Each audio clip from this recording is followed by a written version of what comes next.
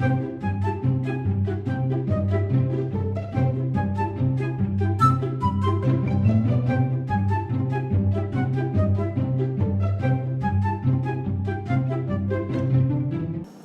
welcome to another episode of Spoon Wand. Connor here, the magus of medium heat. Today we're making beef jerky. Well, technically we're making it tomorrow, but it all starts today, so let's see what we've got. So left to right we've got port. By the way, if anything ever calls for red wine, use port, because it's awesome. Soy sauce. The recipe also called for brown sugar. I made a few changes to the recipe. It called for brown sugar, but I don't have brown sugar. I do have maple syrup, because I use maple syrup in like everything else, apparently, that I cook. Worcestershire something. Liquid smoke. Powdered onion, powdered garlic, cayenne pepper, and seasoning, salt. Oh, and I almost forgot, the star of the show. The beef.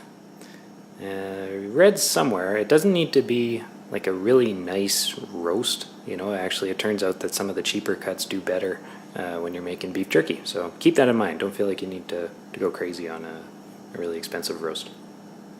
So beef jerky, it's kind of two stages. First there's the marinating stage, and then there's the actual curing stage. So we're on stage one.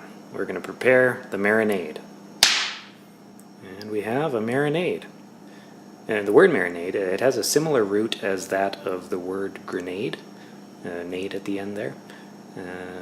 In this case, though, it's not an explosion of shrapnel, it's an explosion of flavor.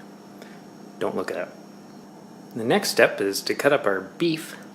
So you want to get kind of like a 1/4 of an inch thick slices.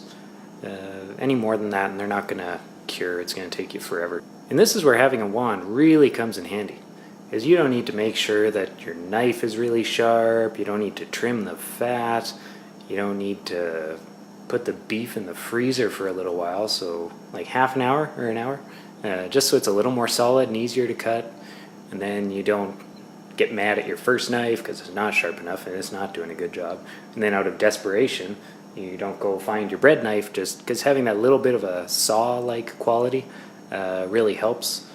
You don't need to go through all that anguish. All you need to do is this, and it's perfect every time. So now we're going to take all the beef and put it in our marinade and put it in the fridge for 24 hours-ish. Well, it's been about 24 hours now, so you can take all the beef out and pat it dry with paper towels. Did I mention we're doing all this in the oven? There's a few things to consider.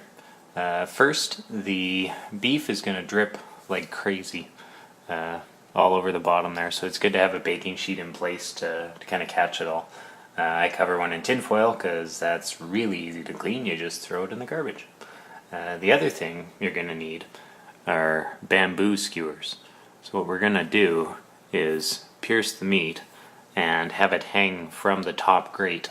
That'll really expose the meat to the air and help the curing process.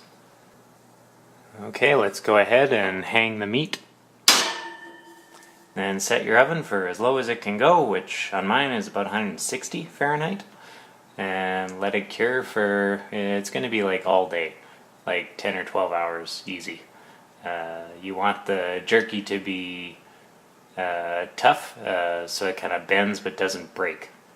That's what you're going for. So you're going to check in every few hours and just see how it's going. So the one drawback to making beef jerky is that if you're the only person that lives at your place, you cannot leave because the oven's on all day and you start to go a bit stir crazy. So keep that in mind and reserve judgment as I tell jokes based on each of our ingredients. Port. So yeah, if you can ever substitute port for red wine in a recipe, you should, because it's just divine. The one problem is that, you know, you have to go to the store and buy port, and it's a little more expensive.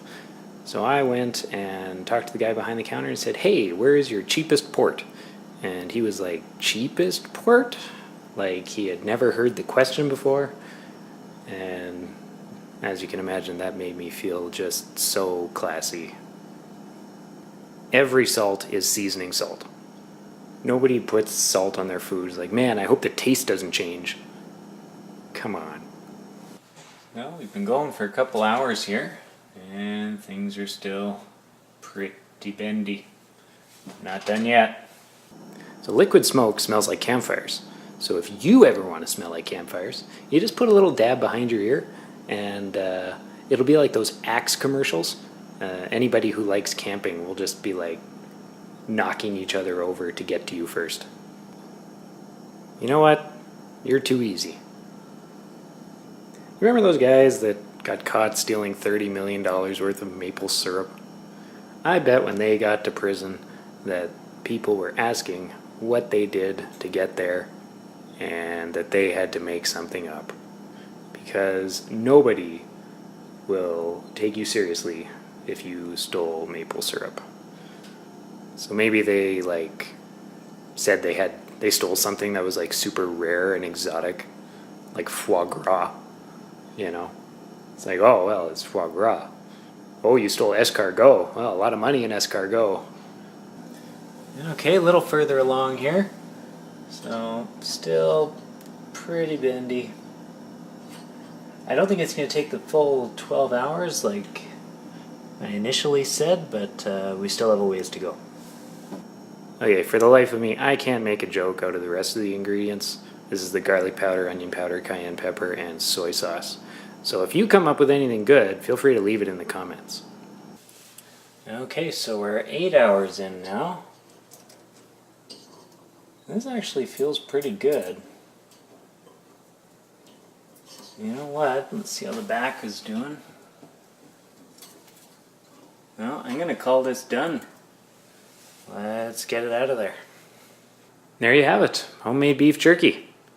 In 8 hours rather than 12, so that's a bonus. So we're just going to let it cool on this rack here for a few hours. Make sure it's down to room temperature so that when I put it in Ziploc bags, condensation doesn't build up and I don't get mold. And the closeout.